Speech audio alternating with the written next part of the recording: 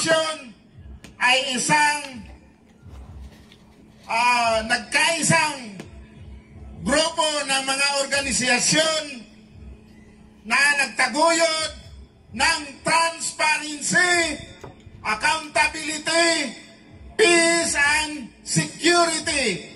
Ito po ay naglunsad ng mga pre-rally o peace rally sa buong Pilipinas. Ngayon, nandito sa Dumaguete, kasunod ang Dumaguete sa Bulacan na hinarang ng pamahalaan. Ang layunin ng TAPS ay mapaliwanag ang mga problema tungkol sa transparency, accountability, peace and security. Kaya nga, nandito tayo ngayon para tayo makinig, magpalabas ng ating mga saloobin para ito mabigyan ng solusyon. Solusyon man mula sa gobyerno, kung wala sa gobyerno, mula sa mga tao. So, ang layunin natin dito para matuto tayo, malaman natin ang mga problema at mga ugat nito. Kaya nga ito mapayapang pagtitipon ng mga maisog.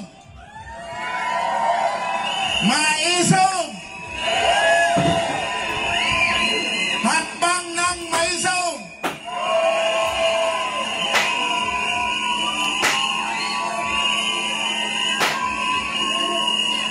So ang TAPS Coalition Negros Oriental nagpasalamat sa lahat ng dumalo ngayon. Nandito ang galing sa ibang panig ng bansa. So I would like to welcome you all dito sa Dumaguete na tinatawag na City of Gentle People.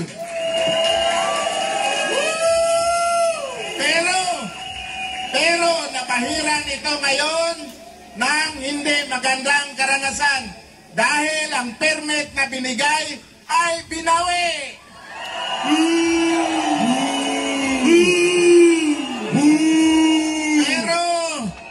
Pero we are still City of Gentle People kasi natuloy ito dahil sa mga maisog.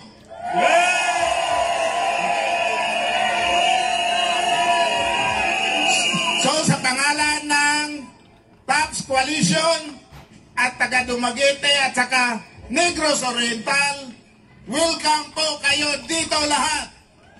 Magandang gabi po!